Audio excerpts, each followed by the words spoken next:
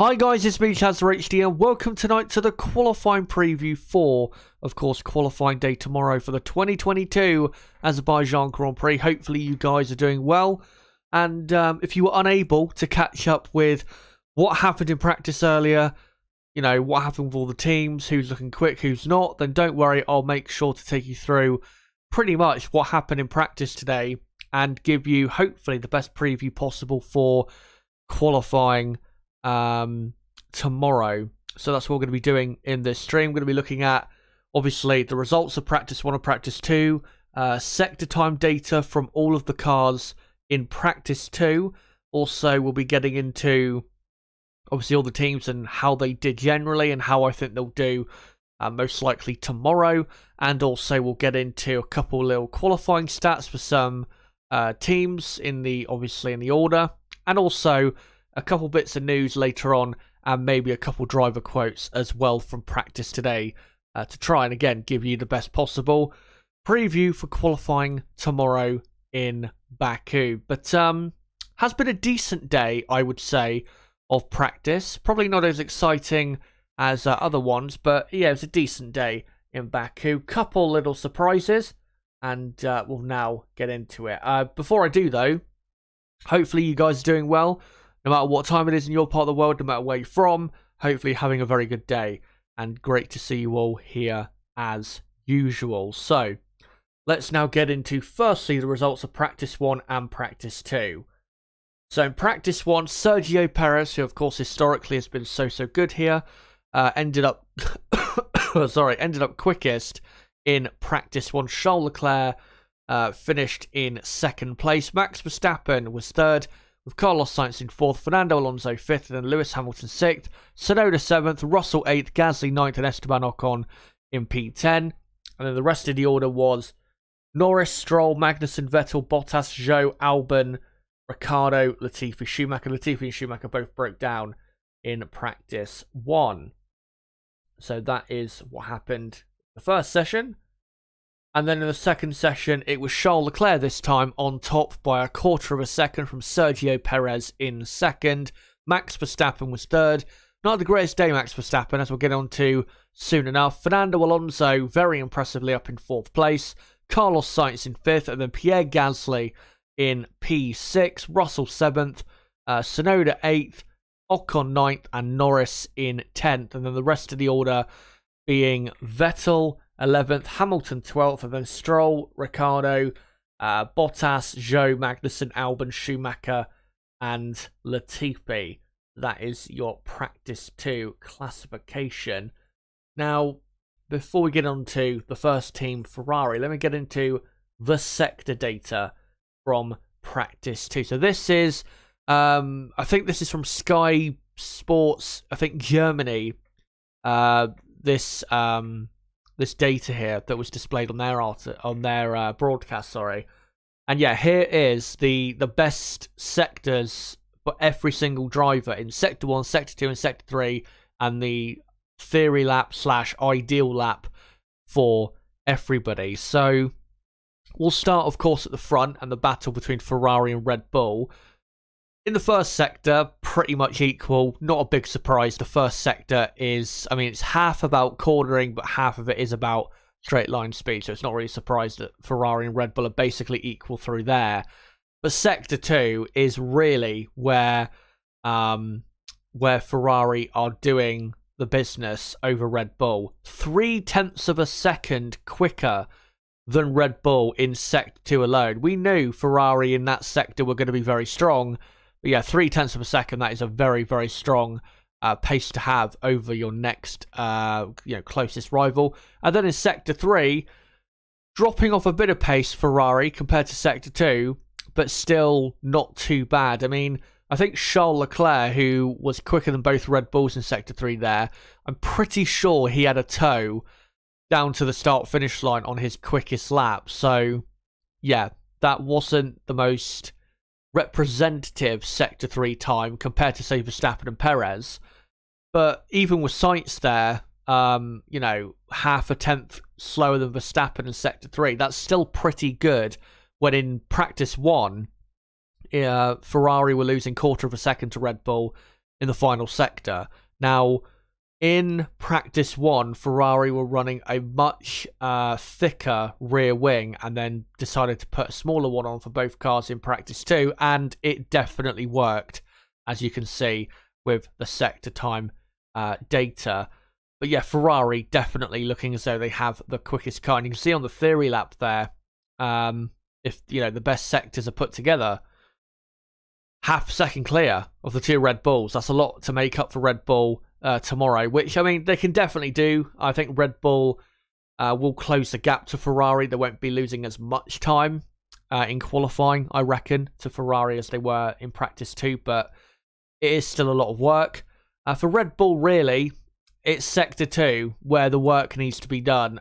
They need to try and cut that down by at least a tenth and a half if they're going to be competitive with Ferrari for pole position. Because, that's just, 0.3 of a second to be losing in one sector is not good enough. And it's definitely, unless you have a massive advantage in another sector, it's going to really hamper you a lot to the point where, getting pole position is going to be very, very difficult. But yeah, Ferrari, through the lap, definitely look as though they have the best single lap pace car. Not a surprise, I thought they would.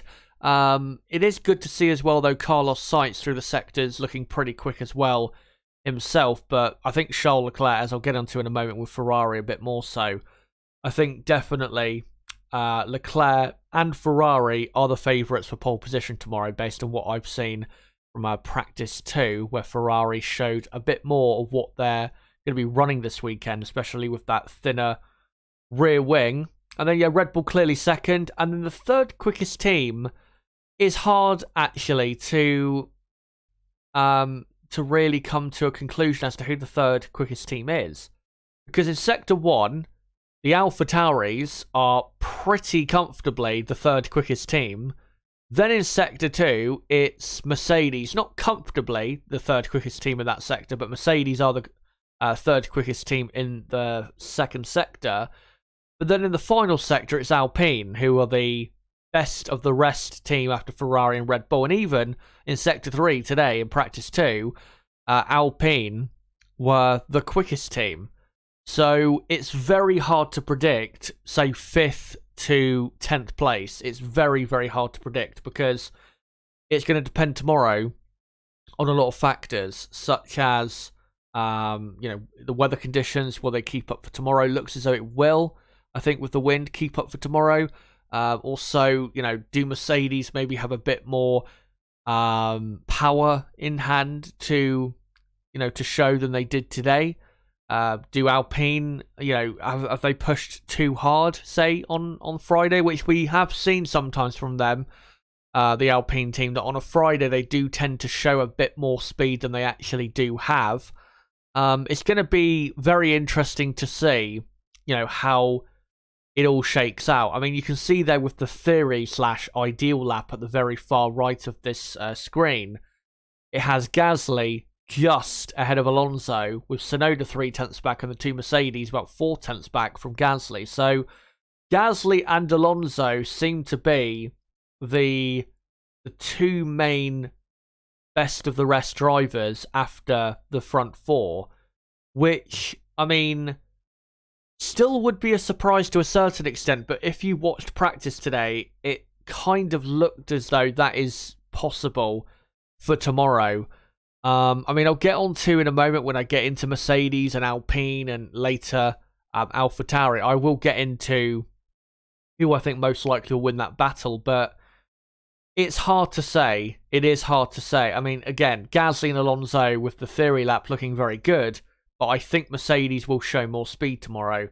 But yeah, it's hard to say, honestly, who's going to win that fight. And then after that, looks as though McLaren and Aston Martin are pretty close on pace through all of the sectors. Also, I have to say, from a McLaren perspective, Sector 3 is horrifically bad for McLaren. Norris, the absolute slowest in the final sector, 1 second down on Alonso. Just doesn't make them competitive really at all, does it, with a team like Alpine, that we know have better straight line speed. We've seen that all season long, but yeah, McLaren's lack of straight line speed just very, very alarming at the moment, and especially in that final sector. That's why really they can't compete with AlphaTauri, Mercedes, and Alpine for the best of the rest tag in the midfield. Because if you look at sector 1, sector 2, Norris is very competitive. He's the 7th quickest man in sector 1, and then 8th quickest in sector 2. But in sector 3, which is flat out, they're 18th and 20th as a team. It's very, very poor. Also, very unusual from Mercedes. And maybe this does point to Mercedes maybe sandbagging a bit and not quite showing as much pace as they do have. Because in sector 1, which is kind of important from a power perspective, Mercedes in that sector are not great, but they're still, decent, and they're pretty much on the pace of the Alpines, if not slightly quicker.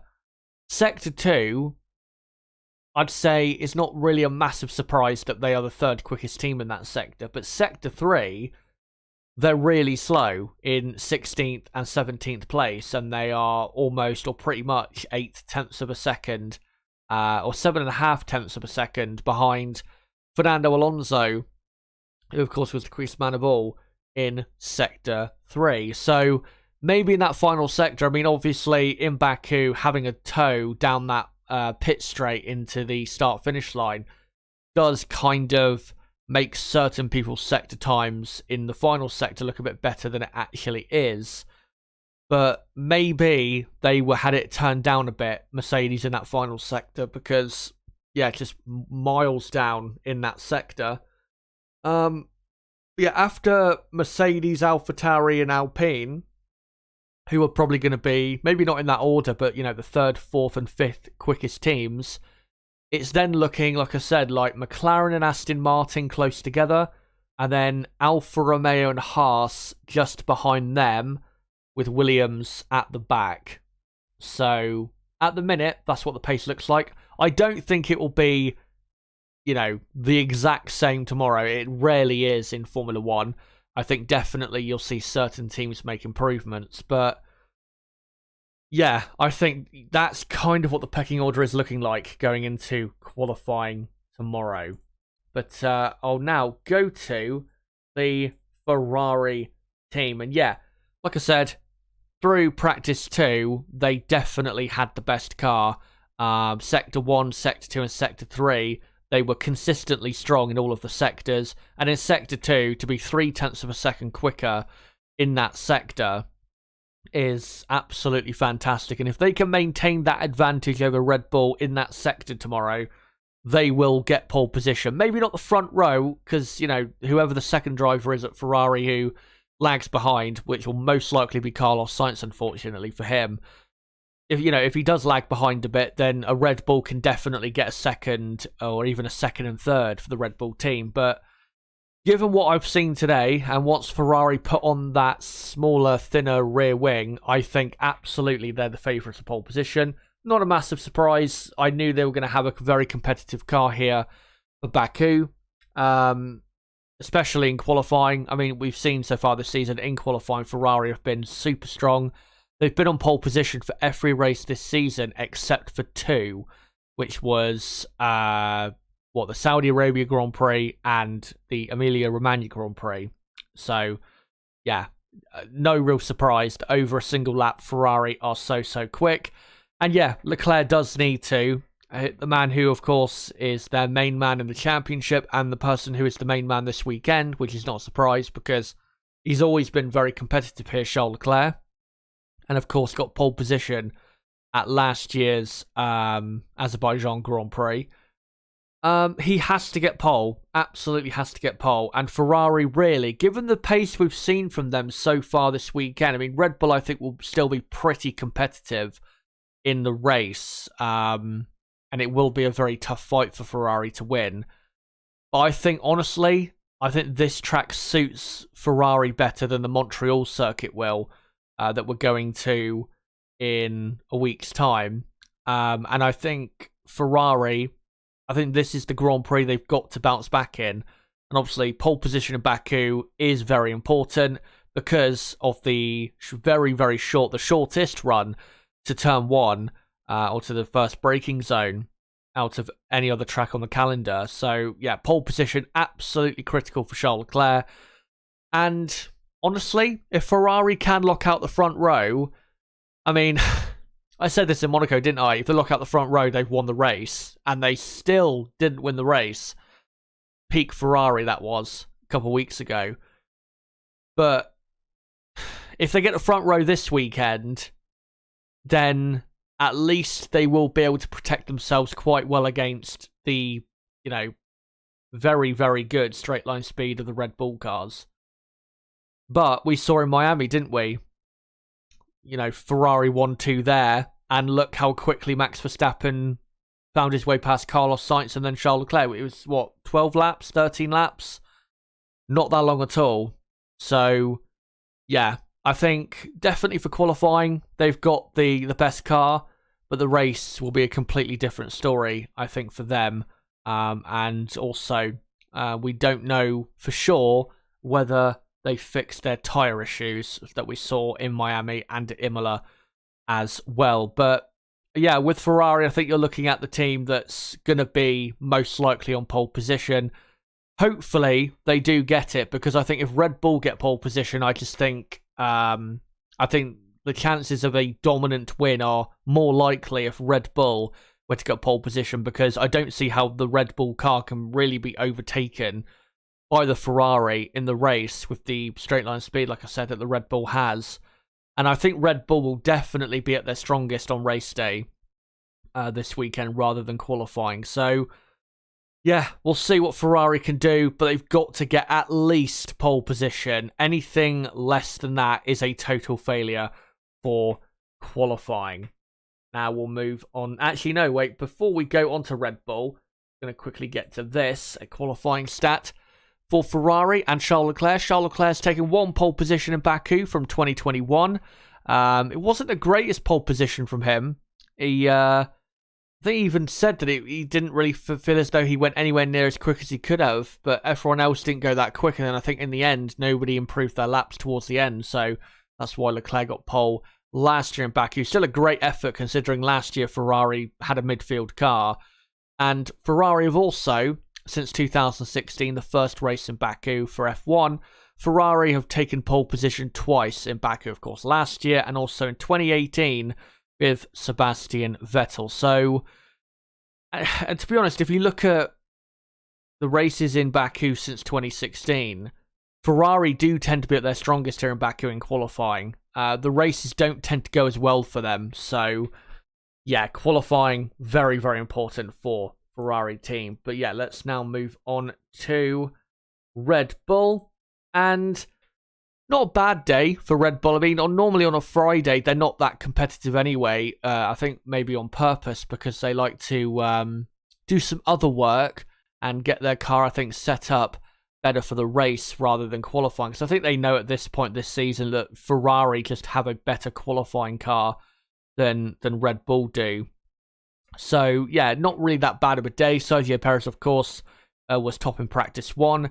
Practice 2, though, once Ferrari put on their new rear wing, they looked very, very good. Nothing really Red Bull could do about it. But I still think Red Bull will be competitive for pole position. I think it won't be a clear dominant pole position or front row lockout or anything like that for Ferrari. I still think Ferrari, like I said, are the favourites for pole, but it's going to be close to a certain extent. Sergio Perez is looking as though he is once again, for the second weekend in a row, the main man at Red Bull.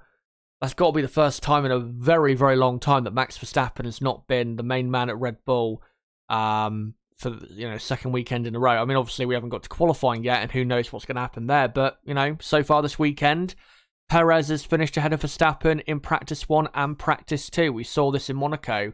There's no reason why it won't continue, and obviously Perez very competitive around the Baku street circuit.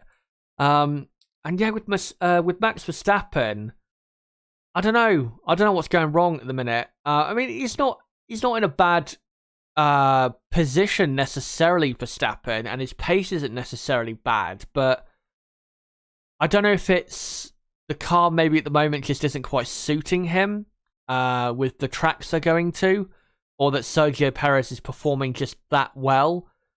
But I don't know.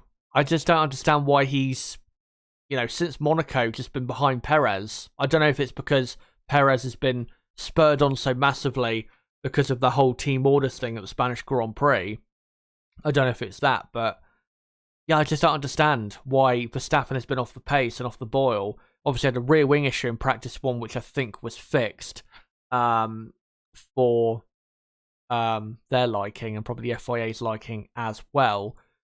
So yeah, we'll see what he can do tomorrow. But as I've shown, I think in a stat I showed in the preview stream I did last night, Verstappen doesn't have a great record either around Baku. So if he is struggling slightly with his confidence in the car at the moment, it's not going to help that he comes to a circuit where he's never really had any positive history around. I don't think he hasn't finished on the podium here at all in any race in Baku. I think the best result he got was 4th in 2019. Obviously, he was going to win last year, but his tyre blew.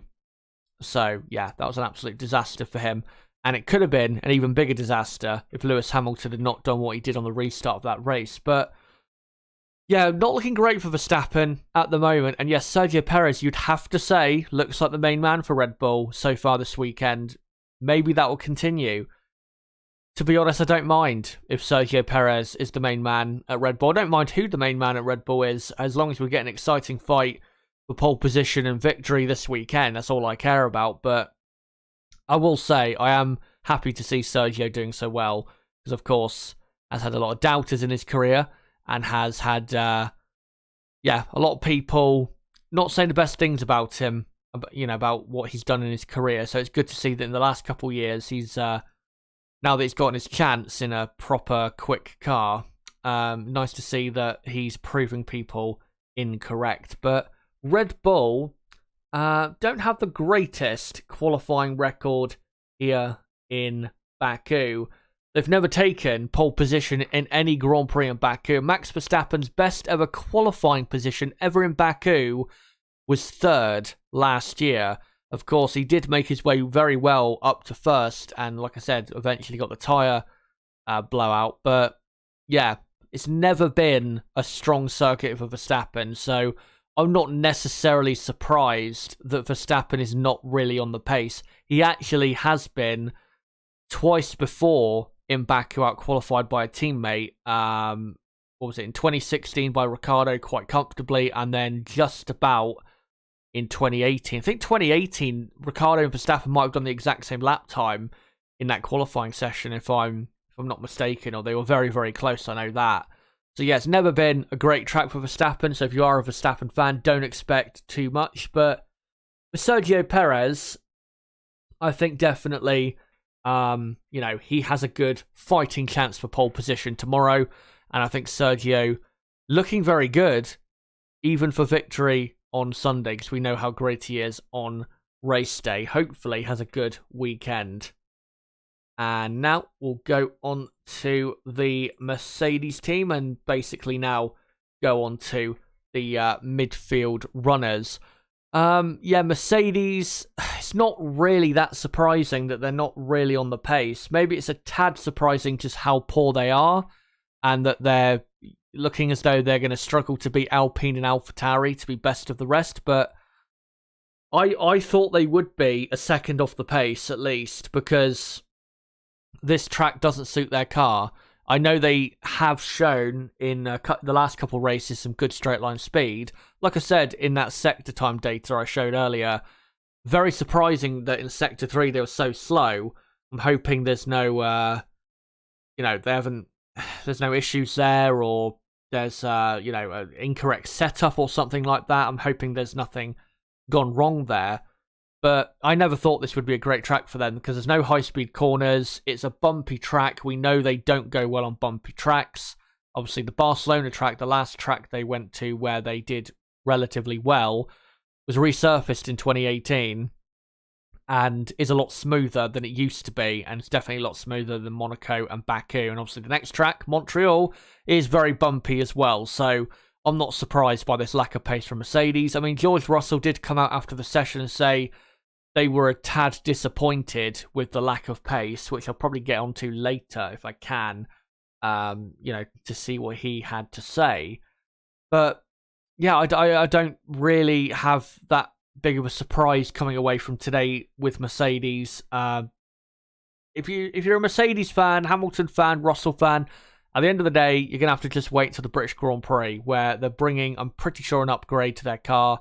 Plus, that track will suit their car better, a lot better than this one or the Canadian Grand Prix track in Montreal. So, yeah, I'm not really that surprised. I do think they will still end up with the third quickest car in qualifying, because I think they will probably show a bit more speed tomorrow in comparison to what we saw today. I mean, you saw the ideal lap. They were 1.6 seconds off Ferrari, the quickest team. I don't think they're going to be that slow. I think they'll be at least half a second closer to the very front of the pack, and that'll probably put them as the, like I said, third quickest team. So if they can get a fifth or a sixth or a fifth and a seventh, that should be good enough for them. At the end of the day, as long as they score the third most points, at least, out of any of the teams, then that has to be the aim for this weekend. And, of course, for the next weekend in Montreal, because they just don't have, right now, a car that can really compete with Ferrari and Red Bull, which is sad. But that is, unfortunately, the truth. But we'll quickly get onto some stats for Mercedes, because despite them not looking that quick, they do have a good history around here.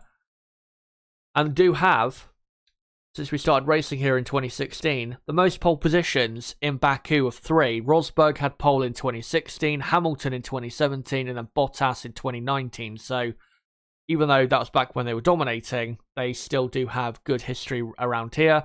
And Lewis Hamilton does have a pole position in Baku, like I said, from 2017. So they do know how to do well around this track. It's not a foreign concept to them around the streets of Baku. And yeah, I think they'll be, like I said, third quickest team. If they end up, honestly, where they ended up today, which was, 7th and 12th?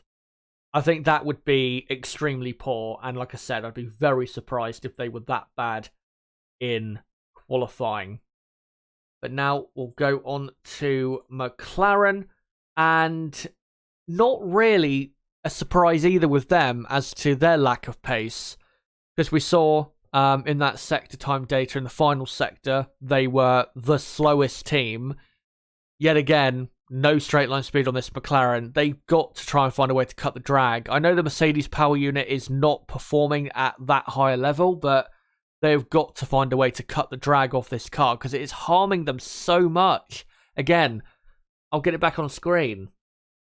Sector 1, Sector 2, they're pretty competitive with, say, Mercedes. They're slightly quicker in Sector 1, only slightly slower, say a tenth at most, maybe, or maybe not a tenth, but, 7, say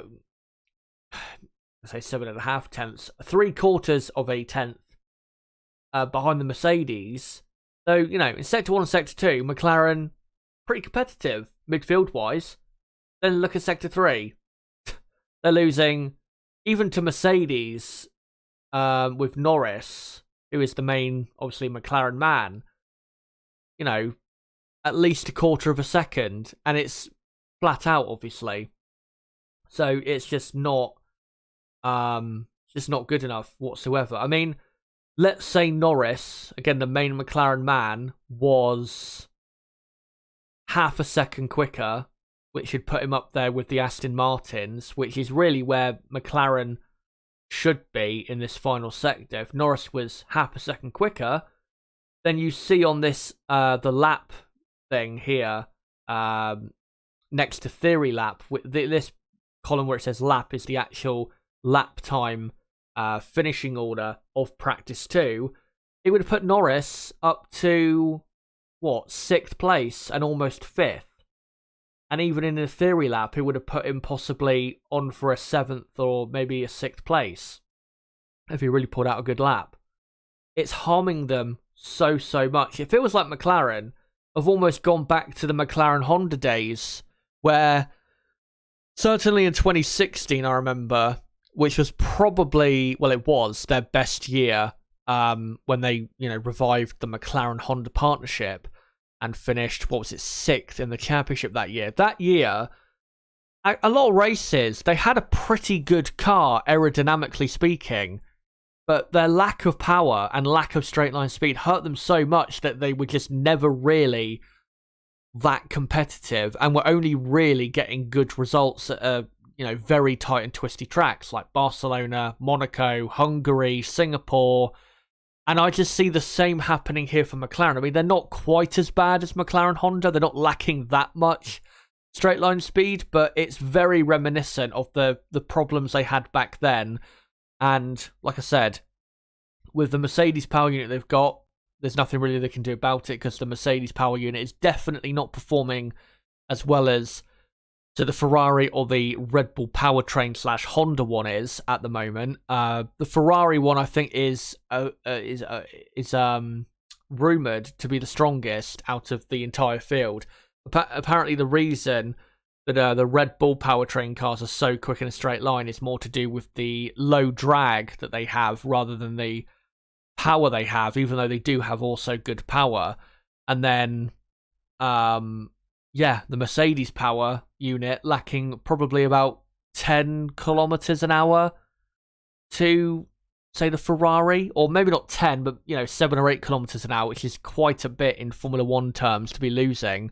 Obviously, Mercedes have cut that deficit by cutting drag off their car, and you can see how it did work for them, and has worked for them a bit since then. McLaren, though, just haven't quite done that. They've just tried to add more downforce to their car, which of course is important, but downforce is not their problem right now.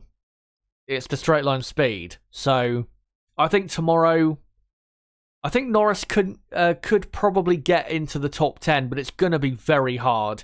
Especially, I mean, he finished up in practice 2 in 11th place, I think, did Norris. Or around 10th, 11th place. I think it was 10th place, actually. You have to remember, Lewis Hamilton was in 12th. And if Hamilton does improve, and Mercedes do improve as I expect them to, then obviously Norris would drop down to 11th, which would be, him knocked out in Q2.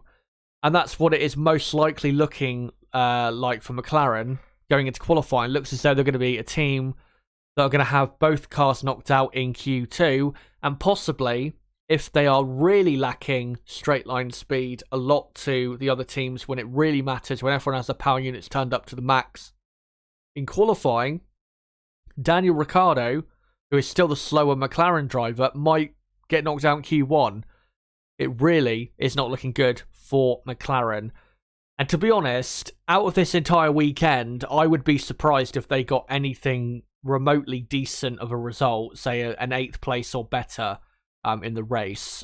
I think at best you could see them get a 9th, but anything more than that is a real stretch with the lack of straight line speed they have. And I mean, if they were to get a pretty good qualifying position, they are going to be under serious threat from cars behind in their slipstream down that long pit straight. And obviously with the cars now able to follow better, with those other cars having DRS, the McLarens are going to be looking in their mirrors a lot more than they will be looking forward. But yeah, not great for McLaren. Definitely lacking quite a bit to really compete to say best of the rest team, which honestly they could be a part of that fight if they just could cut some drag off their car and limit the amount of straight line speed that they that they lack, I guess you could say, compared to the other teams they are competing with. Certainly Alpine, who are probably going to be their main competitor in the Constructors' Championship now, and Alpine are way quicker down the straights than the McLarens are.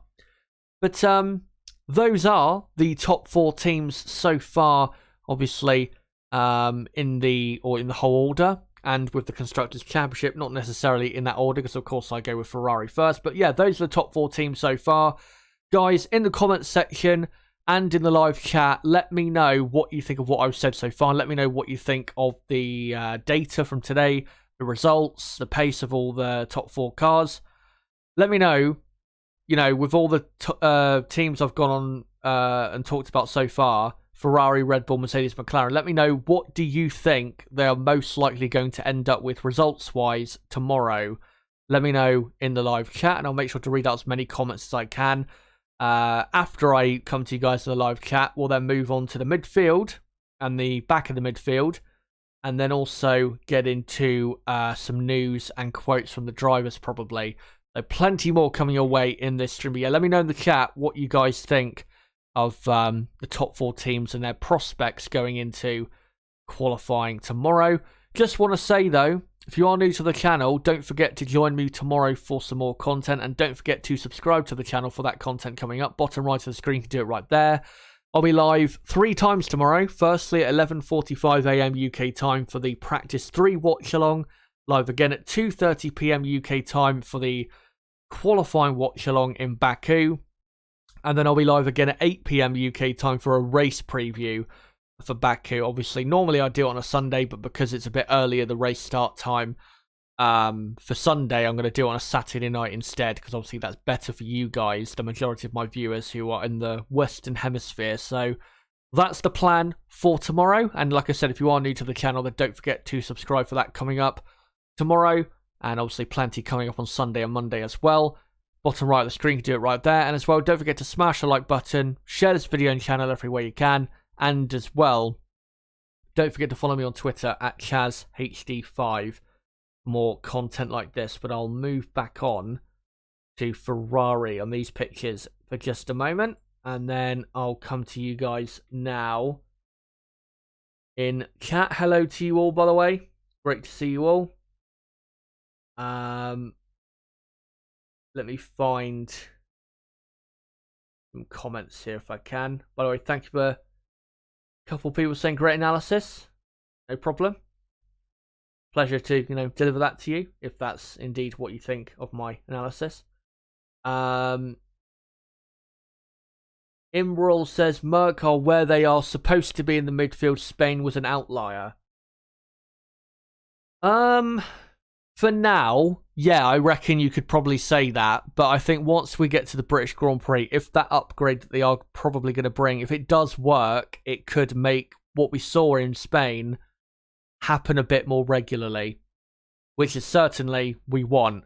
Like I said, the Silverstone track, even if they don't bring any upgrades, it should suit their car a lot better than Baku and Montreal. Plus Silverstone, I think, is quite a bit less bumpy than Baku and Montreal.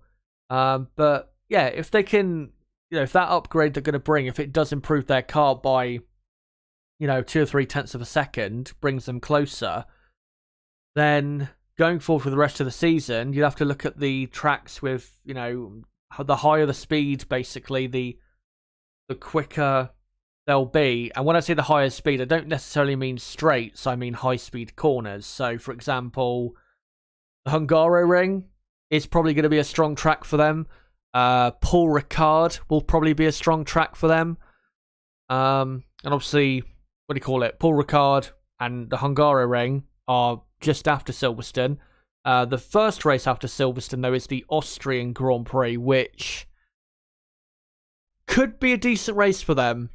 Because if they do maintain their decent straight line speed from the last 2 or 3 races, and they continue with their high-speed cornering performance, which is pretty good at the minute, then that race might be pretty good for them. Because obviously, one, it's a shorter lap, so everyone's closer together anyway.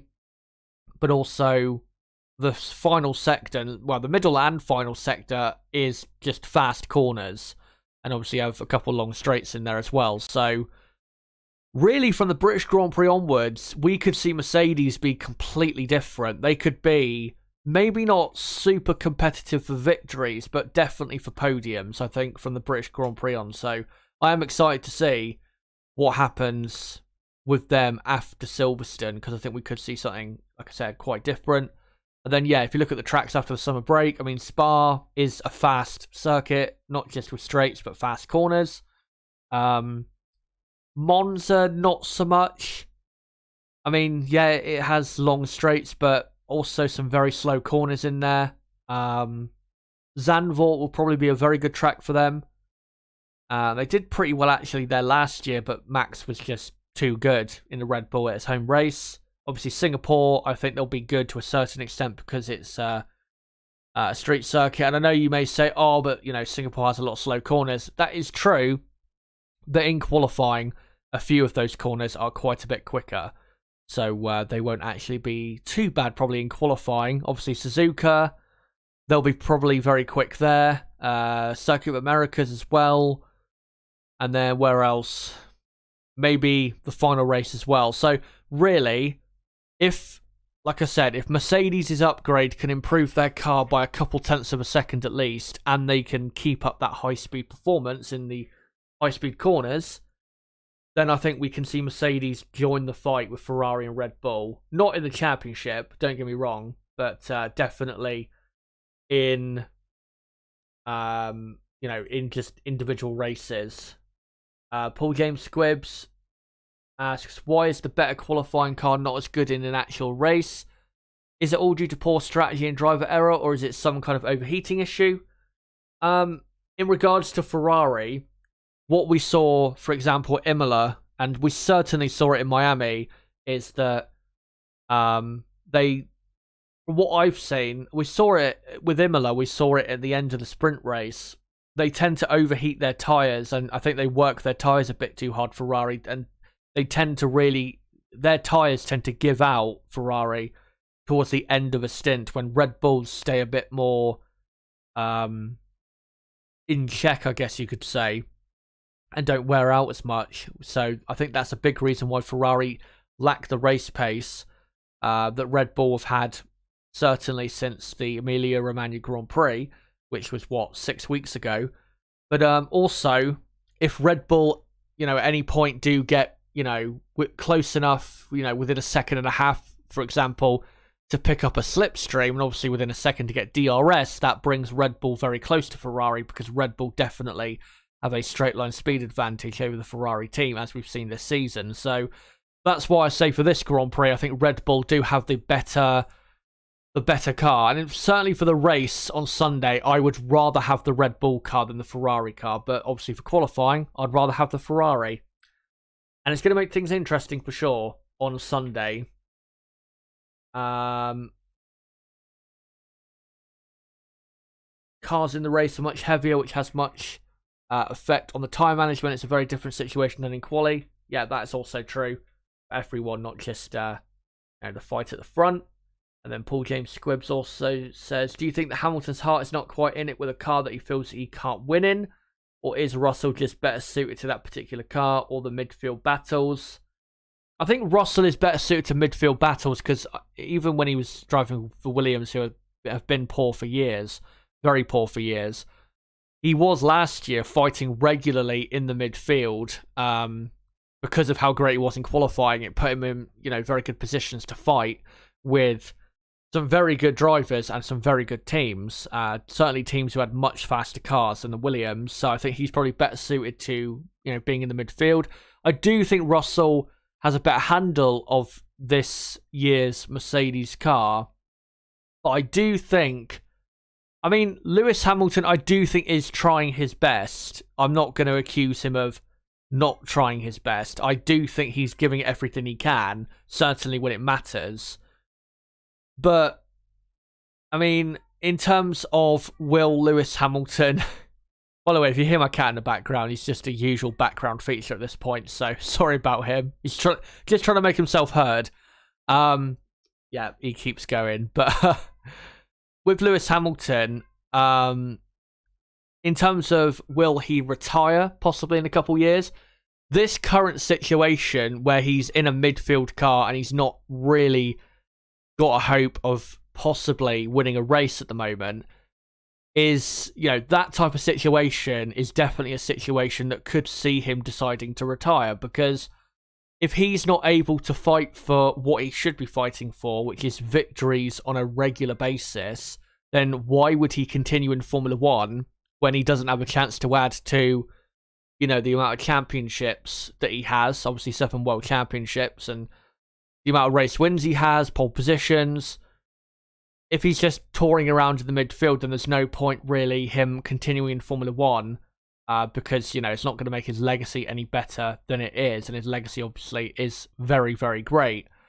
So I think there is a possibility that he is not as maybe as passionate about where Mercedes are at the moment, but I still think Mercedes have been very poor this season, don't get me wrong. The car they have produced this season has been very, by their standards, it's been a very bad car. I think I even did a stream on it, didn't I, about a week ago,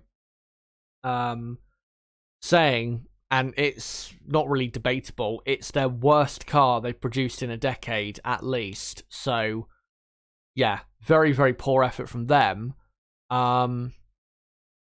So, yeah, with Mercedes, even though they have produced a very bad car, the point I'm trying to make is I still think they can get back to a position of being world champions, say, next year. They're obviously not going to win the championship this year. They're not in the fight at all. They're way too far behind Ferrari and Red Bull, and they just don't fundamentally have a good enough car compared to those two teams. But I still think later this season, I definitely think they can improve their car enough to be winning races again. And next year, I definitely think they're good enough to win, again, races again, but also world championships again. So with Hamilton, I mean, yeah, maybe at the moment he doesn't seem quite at it, and maybe, like I said, he's very down and doesn't seem very bouncy, happy, all of that. It can easily change in a few races, especially if Mercedes can improve that car.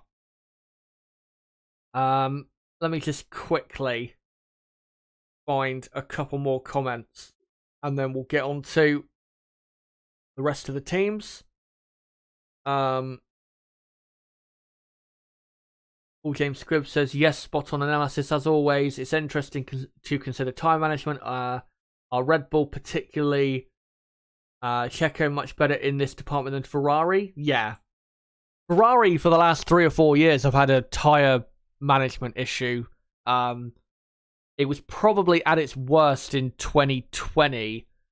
They just generate too much heat in the tyres, I think. And obviously, in qualifying, that works brilliantly because you that's what you need in qualifying. You would much prefer slightly overheated tyres in qualifying than, slightly too cold tyres. But in the race, you prefer probably cooler tyres, obviously, than very hot tyres. And I think that's a big reason why Ferrari have not won as many races in the last 3 or 4 years as they should have won. It's a big reason why they haven't done as well in the last few years. And yes, Sergio Perez, we know, is a fantastic driver in looking after his tyres. Music Monster Man, how is Gasly looking? Should I put him or Alonso in the fantasy team? I would probably put Gasly in the fantasy team if I was you, if I was to choose. And I'll quickly read out this final comment and we'll get to the rest of the teams. From what does this button do?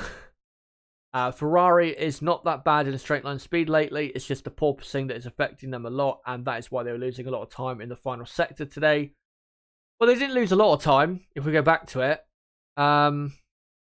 If you look at, obviously the best sector 3 for all the drivers, they were still pretty much on par, if not quicker, than Red Bull, even though I think Leclerc, pretty sure he had a tow down the main pit straight. So, despite the porpoising, and they've definitely had it worse, and they do have it worse than Red Bull. They have had it worse all season. Maybe also a reason why Mercedes was so slow in Sector 3. They're still not doing that bad, is the point I'm trying to make in that area. That's the biggest thing, I think, between Ferrari and Mercedes, which I think Mercedes have got to try and work out, is how come Ferrari have the porpoising still quite a bit, but it doesn't affect them anywhere near as much in terms of speed. That's what they've got to try and figure out. Because Ferrari don't seem to be that bothered about it from their perspective, because they've still got a very fast car. Anyway, I think it's best we move on to the rest of the teams. And we'll now go on to Alpine, who had a very good day today. Both cars consistently up in the top 10. and looking very quick. Alpine, we know on a Friday they do tend to push probably a bit harder than other teams do, so maybe they won't be as competitive tomorrow as they were today, but I think tomorrow they will still be probably getting both cars in the top 10. Both drivers have done pretty well here in Baku in the past, so yeah, I wouldn't be surprised if what do you call it, if both Alpines were in the top 10. Fernando Alonso, by the way, looking absolutely fantastic, great to see. And he is possibly on for the best of the rest position of 5th place after, of course, the front 4 drivers. That would be probably, you know, if he was to get that, that'd probably be the best, you know, qualifying result he's had in years, honestly, to be up in 5th in the Alpine and in the dry as well, not in, you know, changeable mixed conditions where not everyone has it, you know, as easy as they do in the dry, or not as easy, but, you know, obviously changeable conditions, it can make things a bit more favourable towards the drivers and a bit less about car performance in those conditions. But yeah, hopefully Fernando can be very competitive. I can keep up that competitiveness tomorrow. I think he will. I think he'll probably be at worst in like 8th place. And then, like I said, Esteban Ocon, I'm pretty sure will be in the top 10 as well. Ocon in, well, last year's Grand Prix wasn't that great, but I think he broke down early in the race. Was he 11th or 12th, I think he was? And then the 2 races he did for Force India here, he was very competitive. I think he was like 6th or 7th in qualifying in 2017, and obviously hit his teammate into the wall that year, being Perez. Could have won the race that year if he'd not done that. And then 2018 was qualifying 7th that year. So Ocon has a very good pace around the streets of Baku. So watch out for Alpine. I think they'll probably end up being, at worst, the 5th quickest team, but most likely, I would say the 4th quickest. I think they have the edge over AlphaTauri. So, yeah, for the top 4 teams, I'd probably say going into qualifying, Ferrari, Red Bull, and then Mercedes and Alpine. Obviously, they'll be very close, but I think Mercedes will have the slight edge over Alpine in qualifying. But considering McLaren are their main rivals in the championship for 4th place, they are looking very good to get a lot of points out of this weekend and to outscore McLaren quite a bit, and probably in Canada as well, given the characteristics of that circuit. So Alpine, at the moment, looking very, very good, especially after the result in Monaco. Now we'll go on to Alfa Romeo, who, well, sadly, have no pace. They look much slower even than they were this time last year at the same Grand Prix. I don't quite understand why they are so slow. Maybe you could argue it's a street circuit thing, but then again, why were they so competitive in Miami? Obviously Melbourne, they were also not that competitive, certainly in qualifying for that weekend. But like I said, in Miami, a street track as well, they were very, very quick. So it just doesn't make any sense. What was it? 15th and 16th in both Practice 1 and Practice 2. I mean, if we go back to the sector data, we'll see better here where they're really losing out. And it's really, well, all of the sectors where they're losing out, but especially Sector 2, pretty much a second off the front-running pace in that sector alone. Yeah, very surprising how poor, you know, they were, especially in that sector where you would expect Alfa Romeo, given what we've seen so far this season, you'd expect them to be, you know, a lot quicker than that, but they just don't seem in any part of the track to really be that quick, which is a big problem for them.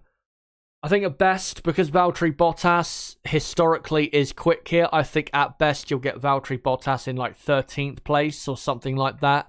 Anything better than that would be a pretty good result considering the weekend so far. Hopefully Zhou can keep up with him and be, you know, around where Bottas is. If Bottas qualifies 13th, and as long as Zhou is 14th or 15th, then I think that's a pretty good result for him personally, even though Alfa Romeo, pace-wise, like I said, pretty poor. But It's so disappointing because after the Miami Grand Prix, Spanish Grand Prix, Emilia-Romagna Grand Prix, Alfa Romeo were looking as though they were a dark horse for the season and possibly could be, after the top three teams, the best of the rest with the pace they had. But yeah, last two races, they've just dropped off a cliff.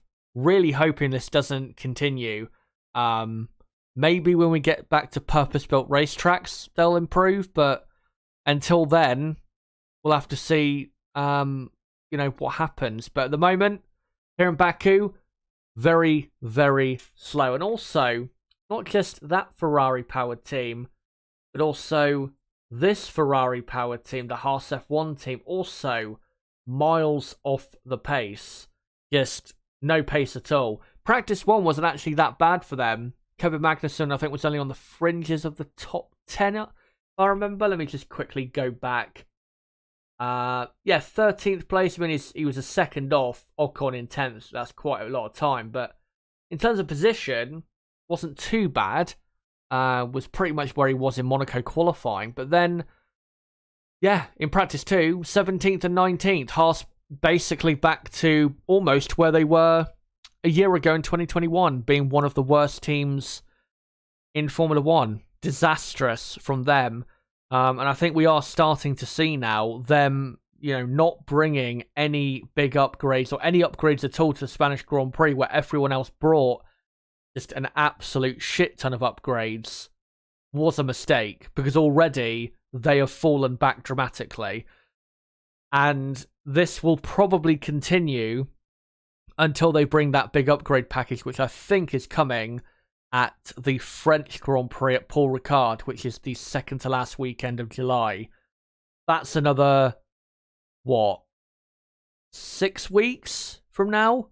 That's a long time. And, between now and then, there's, between now and when we get to the French Grand Prix, there's 4 races. This weekend, Canada, Britain, and Austria. So by the time we get to that race, they'll probably be dead and buried in the Constructors' Championship and not really be in a position to finish any higher than 8th, which I'm sure 7th or better was probably their aim for the season. Maybe even 6th or better was their aim for the championship this season. Very, very poor decision, I have to say. And I criticised it at the time, saying that this would happen, and it's already happened. They're already lagging behind the midfield teams. I mean, if you're going to do that, skip a part of the season where you would have normally brought an upgrade because you want to save it for later in the season, you can only really do that if you have a margin over other, teams you're competing with. Like, for example, Mercedes have done that in the past when they were dominating. That's really the only time you can do it. Haas are not in a position to be like, we'll just, we'll bring it in a few races' time. They're not in a position to do that. They had to bring it at the Spanish Grand Prix. Maybe the reason they are going to bring it later is because they've somehow messed up the process and they're lying about it. I'm not sure. But it's costing them big time because they just don't have any pace anymore. And they look as though they're a bit more like they were in 2020, which was, not the worst team on the grid, but,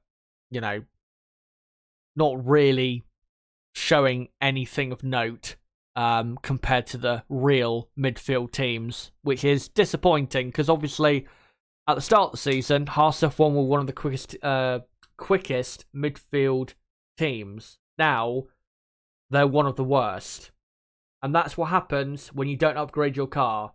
That's how quickly you will go from the 4th or 5th quickest team to now the 8th or 9th. It happens that quickly. Very poor decision, like I said, from them. Now we'll go on to AlphaTauri, who are looking very competitive. Definitely benefiting from the lower drag they have and the good power unit they have, AlphaTauri, which is basically still a Honda. Very, very good speed from them today. Pierre Gasly, not a surprise, really, that he was so competitive. He's historically been very good here in Baku. Even when he raced for Red Bull, he was on for 6th place after coming from the back of the grid, and then his car failed him. So in that year, even, he was very, very good. And also, last year, of course, he qualified 4th for AlphaTauri and finished on the podium in 3rd place. So it's a very good track for him. And like I said, no real surprise that he's looking so competitive. And not really that big of a surprise that AlphaTauri are on for maybe some points this weekend, by the looks of it. But maybe a tad surprising just how quick they are. Also, great to see Yuki Tsunoda so competitive. Continuing his very good form this season. Obviously, last year, this was a good track for him, and he finished in, I think, was it 8th place or 9th place at last year's Grand Prix? So, yeah, I think Tsunoda also is going to be a strong contender for AlphaTauri. As long as they don't operationally get anything wrong in qualifying that they did last Grand Prix in Monaco, then they should be absolutely fine, I think, AlphaTauri. And hopefully they do have a clean session, because they have the pace to get both cars easily in the top 10 and probably get a very good starting position for both cars. And hopefully they do, because given the pace they've shown so far this weekend, and that they showed even in Monaco, they deserve it, because they haven't really had a big result in a while, this team. Certainly in qualifying. Obviously, last year in qualifying, AlphaTauri were always a very surprisingly quick team in qualifying, especially with this man at the wheel, Pierre Gasly. So hopefully we'll see more of that tomorrow. And next up, Aston Martin. Aston Martin look pretty decent so far this weekend. Yeah, they look as though they're probably going to be 6th or 7th quickest team out of all of the teams this weekend, which, compared to where they were obviously 6 weeks ago, is a massive step forward by them with the green, obviously, Red Bull. Yeah, looking very good. Sebastian Vettel, we know, has a very good track record around Baku. Obviously finished in 2nd place last year for Aston Martin here at the Azerbaijan Grand Prix. So, yeah, has a very good record here. Lance Stroll as well, obviously his first ever podium here.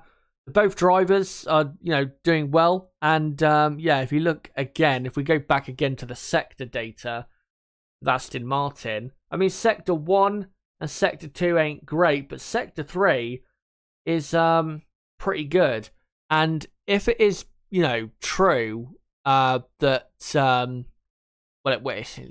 it is kind of true. Well, not even kind of true. It is absolutely true that from a visual standpoint, the Aston Martin takes after the Red Bull.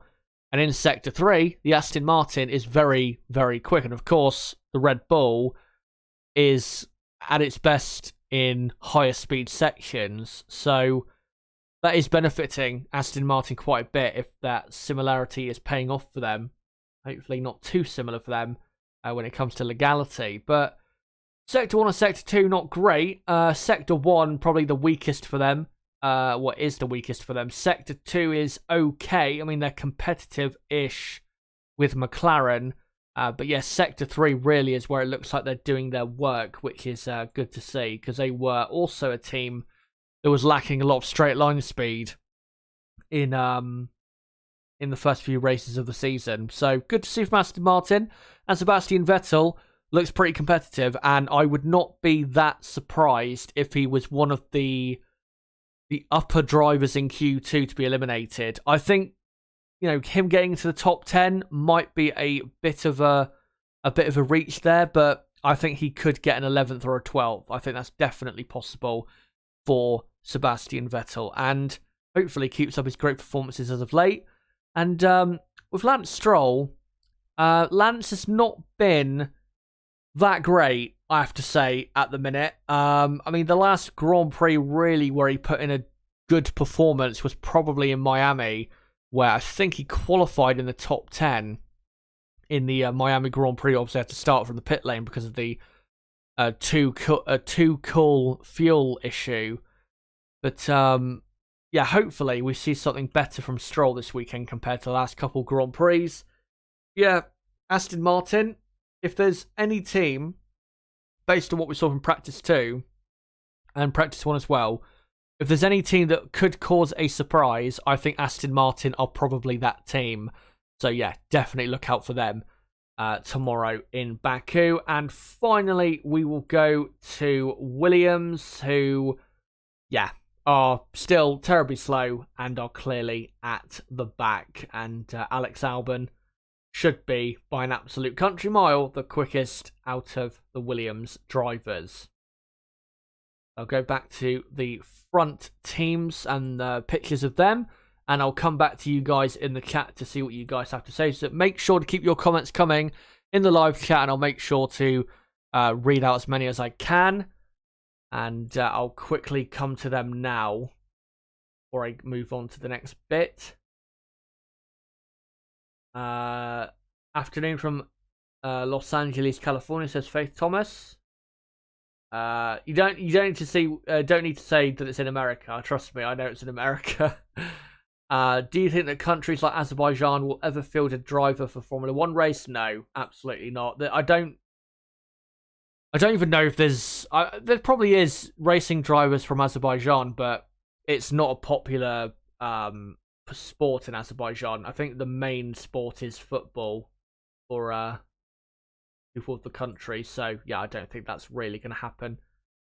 But you know, if a good enough driver ever comes about and happens to be from Azerbaijan, that would be fantastic. Let me find some other comments here. Music Monster Man. It's not the sprint this weekend, is it? No, the next Grand Prix where the sprint is taking place is the Austrian Grand Prix. So the next 3 races will be a normal weekend, thankfully. And then, yeah, Red Bull Ring will have another sprint, unfortunately.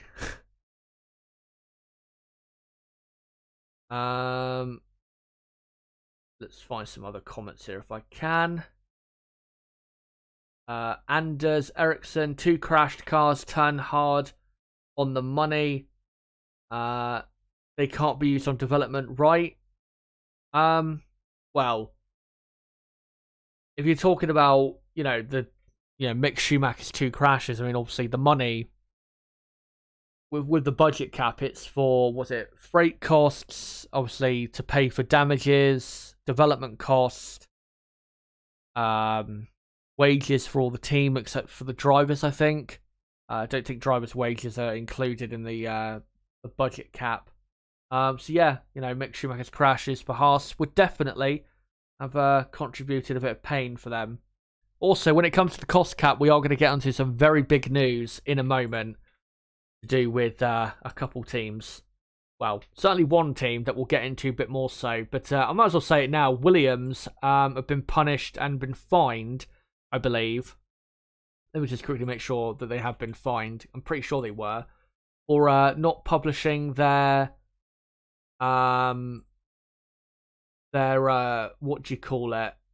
Here it is. The team missed the 31st of March 2022 deadline to submit its 2021 accounts and are the first to be punished. They were fined $25,000. Well, Williams. So yeah, they just didn't produce their accounts on time. But I think we'll now move on to the final bit of the stream. Let me just get this up. It will start with McLaren, and I'll go to this, and yeah, let's get on to this news from Andreas Seidel, who confirmed this to the media today, that McLaren will exceed F1's budget cap in 2022, become the latest team to confirm it will exceed the budget cap. Team principal Andreas Seidel said rising costs outside of the team's control relating to freight and energy will make it impossible for the team to not exceed the maximum spending limit. It's set for this year $140 million, excluding certain items such as driver salaries. Several teams have warned the sharp rise in inflation since the year began will make it difficult for them. We've already talked about that. And this is what Andreas had to say. He told race fans, the media including race fans, for us as a team that planned to run at the cap at the beginning of the year, with all these unexpected costs that came up, we are at a position where we can't make the cap anymore. You have certain fixed costs in order to start the season. You have fixed costs with your resources, which you have in place, the personnel and so on, which you can't adjust anymore. With this unexpected huge increase of costs, mainly on the freight side and utility bills, we're in the same position as some other teams, so we can't make the cap this year. And then I think he went on to say that they're still in conversations with the FIA as to a inflation surcharge that the teams want to adjust for inflation, which I disagree with. And also stressed that McLaren is committed to the idea of the cost cap. The thing is, with this, he says, for us as a team that plan to run at the cap at the beginning of the year, either that means one of two things, because obviously he's English is not his first language, so it's not as easy to tell exactly what he means by what he says all the time. When he says, as a team that plan to run at the cap at the beginning of the year, either to me that means they plan to abide by, the budget cap, or they planned to get as close to the cap as possible. So to, spend maybe 139 million US dollars. Now, if I just come back to this, coming into 2022, and we saw, although we didn't just see, we mostly heard Otmar Safnauer, the Alpine team boss, say that, Alpine and other teams have, made the adjustments for inflation that they saw coming for 2022. So other teams should have made those adjustments, which I agree with, because inflation was happening months before Russia's invasion of Ukraine. So I don't think that's an excuse. And also, fuel price increases were happening way before Russia's invasion of Ukraine. I mean, they've got worse for sure, but it was happening like 6 months before that all happened in Eastern Europe. But with McLaren, if you're running that close to the cap, you are playing a very fine, you're playing a very dangerous game. And you're basically betting against, there not being a rise of inflation, when after all the lockdowns we had and, the pandemic, I'm pretty sure most people, I'm not an economist, if I've said that correctly, I probably haven't. I'm not, someone who's extremely or very knowledgeable on the economy, but I'm pretty sure most people agreed after the COVID-19, the main worst part of it, I'm pretty sure most people agreed there would be inflation after, coming out of lockdowns and that, which is why we're seeing so much of it, certainly in the West here, in the UK, US and all, and Western Europe as well. Surely McLaren should have thought, is it really that safe for us to be, budgeting that close to the cap when inflation, certainly towards the end of the middle of 2021 and definitely the final half of 2021, it was already beginning to be a big problem. Why would they then play such a dangerous game of running so close to the cap? Because, like I said, if inflation comes in and you maybe get too many crashes, or something goes wrong that you didn't quite factor in, or that you're hoping doesn't become an issue, then you're fucked. So I just think they've just got it horribly wrong, and that's probably, to be honest, what Ferrari, Red Bull and Mercedes, who also want an inflation surcharge, have probably done. They've tried to budget their, they've come up with a budget for 2022 that is as close to the cap as possible, and then basically hoped that they could get away with it, and now are complaining that they're going to go over it and that they want it to be increased. Alpine, like I said, and like Otmar Safnauer said, made the adjustments. It is possible. They just wanted to get away with it. And hopefully the FIA and Formula One do not budge on this, because it's a very important issue and we cannot afford to, walk or, go backwards on this. They've got to stand firm. But yeah, McLaren, if they do, it doesn't say that McLaren have exceeded the cap, because they haven't as of yet, but he's saying that they will, because they have, like he said, fixed costs that is going to happen, and it's going to put them over eventually this year, the cap. Hopefully there is some sort of penalty for that. I think there should be some sort of points deduction for for obviously their drivers and for the team as well. How many points you deduct, I'm not sure. You'd have to come up with some sort of system for how many points you deduct for a minor breach, a mild breach, a high breach, very high breach of the rules. You'd have to come up with a system probably for that, and I'm hoping that the FIA do have some sort of system, at least in mind, for that. But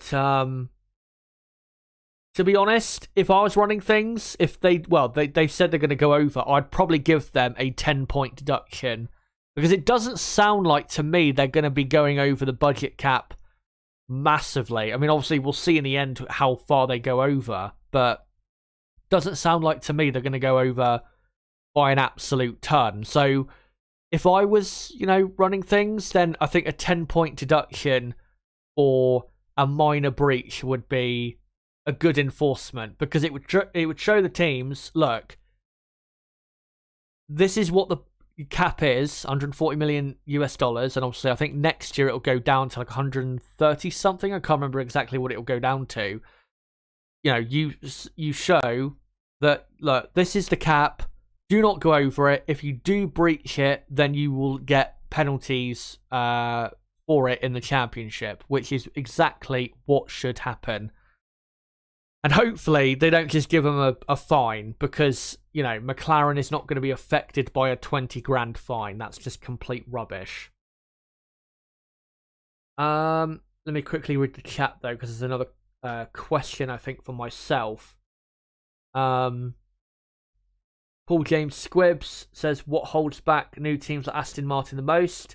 Is it getting hold of top quality engineers, lack of experience in staff, or something else? Can they become a top team within 5 years?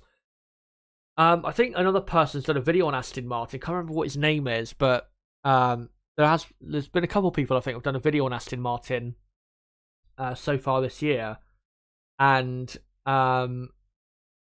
they have the engineers. I mean, it used to be obviously the Force India team who were always performing very well, considering they didn't have that big of a budget compared to, the big boys in Formula One.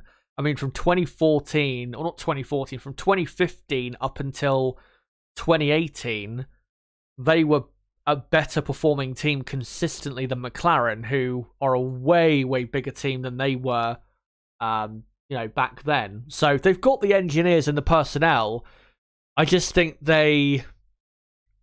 maybe Lawrence, God, what is wrong with my pronunciations today? With Lawrence Stroll, obviously the owner and operator of the Aston Martin team, maybe he's just throwing money at it for the sake of it, and that's what the problem is. But, I mean, they have made a lot of progress this year, but I am definitely very disappointed with the car they've come up with for this year. I thought they would be kind of in a position at worst where Alpine are, where they'd be contenders for definitely a top 5 position in the Constructors' Championship, but that's not really the case, is it? Manj Shers asks, are travel costs covered by the teams or F1? It's by the teams, I'm pretty sure. Rooksford says, a fine taken out of next year's cost cap figure for that team might work as a deterrent, though. True, but it needs to be a big enough amount that they will not go over it again, and that it will actually harm them for the following year. Because teams that go over the cap, they've got to be harmed in some way, whether it's more money being taken away from them for the future and for future development, or what do you call it, or points deduction. Or one thing you could do is, stop them developing the car past a certain point, but that might be a bit controversial. that take. So yeah, BB says, yeah, we all need We all need cars to be like Haas ASAP. What fun! Hopefully they all get fines. The FIA will decide both championships by the fines they give. I see what you're saying. We do want upgrades during a season, but at the end of the day, the teams, they can upgrade their cars during a season, but they need to do it in a more sensible way. The reason the budget cap has been brought in is to prevent the top teams doing what they normally did before the budget cap, which is just relentlessly develop their car and pull away from the lesser funded teams, which is, if we don't have a budget cap, that's going to happen every single time. For example, if we didn't have a budget cap, Mercedes would probably by now be a lot quicker and a lot closer to the front because of the improvements they probably would have made by now with unlimited spending. But, I think having a budget cap and having cars or teams develop their cars less, certainly the top teams, is a good thing. Because we need and want a closer field. And we have to have a budget cap in Formula 1 because, certainly when COVID came about, Formula 1 financially was becoming almost unsustainable. So it had to happen. Absolutely had to happen. But McLaren, that's the news on them.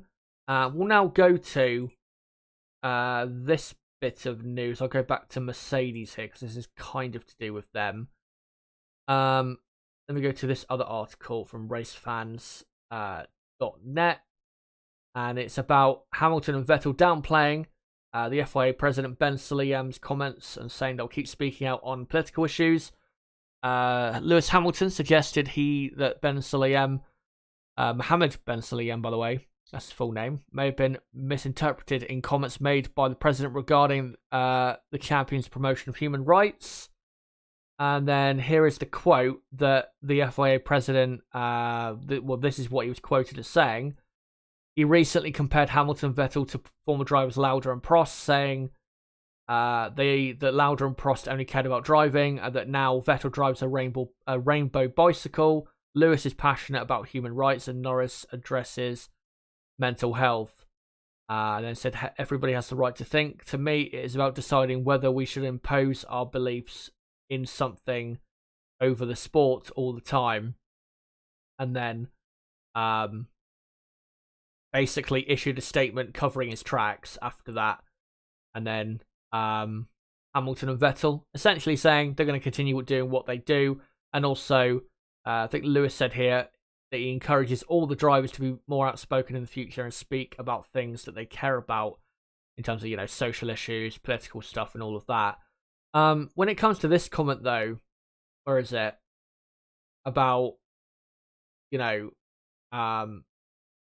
that the FIA president said, saying, to me, it is about deciding whether we should impose our beliefs in something over the sport all the time. They're not doing that. They're just raising awareness for something. That's not imposing your belief on someone. They're not forcing people to listen. For example, with the whole kneeling thing from 2020 and 2021, I didn't watch that particular part of the race ceremony before the race started. Not because I don't support the message, but because I just don't. I saw it once and I just didn't need to really see it again. But I don't see it as imposing their beliefs on other people. Because like I said, people have the option to turn off and to not watch that part. They can do what I did plenty of times, which is ignore it and pay attention when cars are on track, which plenty of people did. There's nothing wrong with that. And yeah, they're not imposing their beliefs. They're just raising awareness for their for the causes they believe in. There's absolutely nothing wrong with that. And I'm not going to get into my own personal beliefs on certain issues, but I think what Lewis Hamilton, Sebastian Vettel, Lando Norris have done and are doing is absolutely fantastic, especially Sebastian Vettel at the moment, who's probably going to go into a career of politics after he finishes with Formula 1. But yeah, I don't see a problem with it at all. And I understand that it can sometimes take away from the sport, but you can easily ignore it. It's not like they're, driving in a car that has a political message on the side of the car every time it goes by. You know, we still get Formula One as it is every single Grand Prix weekend, and any political messaging does not, you know, affect the show, in my opinion. So yeah, for me it's not a problem. And obviously walk that back the day after, and especially considering it's now Pride Month. So yeah, not the smartest comment in the world from the FIA president, but he hasn't had that many smart comments in the last few months, to be honest. Let's see if there's anything else I can get into. Probably just saying here, Mick Schumacher says the huge water leak which forced him to stop during the first practice session was triggered by porpoising at high speed. That's, yeah, that is very worrying, because obviously it's not going to stop this weekend, because that straight is very long, that pit straight. I think the final thing I'll get on to will be another quote from Lewis Hamilton, which actually took place after practice today. So he said this: Mercedes porpoising problems, the same as in the last race. He said he felt a bit sore after ending in 12th place. He said we were hitting some serious speeds at the end here, and it's bouncing a lot. Pretty much the same as in the last race, really, mostly bouncing. And then he said, we tried something experimental on my car, and it didn't feel that great, to be honest, but at least we tried it and got data on it, and now we'll go through it, and hopefully for tomorrow we'll probably revert back to what we changed. So maybe Mercedes will be quite a bit quicker tomorrow, we'll see. And then he said, I just can't really tell you where 1.6 or 1.3 seconds, whatever it is, that's a long way. A lot of it's on the straights. And then Russell admitted the team had a tricky day of running, saying it's again a tricky track to get the tyres in the right window, especially for Mercedes, because they always have trouble warming their tyres up. You see a number of drivers, their fastest laps are coming right at the end of a run, whereas Ferrari and Red Bull seem to be able to turn it on. But at the moment, they just have inherently a faster car than us, and we're doing everything we can to try and catch up. However, Russell believes even if Mercedes are able to get the most out of their tyres, we are definitely not going to fully close that gap. Yeah, no shit. And he is right for saying that. They just fundamentally don't have a quick enough car. Sad to say, but yeah, Mercedes still a midfield outfit in 2022. But guys, I think that is all for this qualifying preview. Thank you guys for coming along, and hopefully I've given you the best preview possible for qualifying tomorrow. And again, if you are new to the channel, don't forget to subscribe for the content tomorrow. I'll be live, firstly, 11:45 AM UK time for the Practice 3 watch-along for Baku, and then live at 2:30 PM UK time for the qualifying watch-along, and then live at 8 PM UK time for the race preview. So make sure to join me for a very packed day of action on the channel, and for Formula 1, of course, in Azerbaijan. Be great to have you along, and like I said, don't forget to subscribe. Bottom right of the screen, you can do it right there. And as well, don't forget to smash the like button and share this video and channel every way you can. And as well, don't forget to follow me on Twitter at ChazHD5. Don't forget to join my Discord server, link below in the description for more content like this. And also, don't forget to post comments down below as to what you thought of what I had to talk about in this stream. It would be great to hear your thoughts as always. But guys, until qualifying day in Baku, which in the last couple years, or the last couple times we've been here in Baku, has been very stressful and chaotic. Hopefully it is again. Until then, and until tomorrow, guys, it has been me, ChazHD. Goodbye.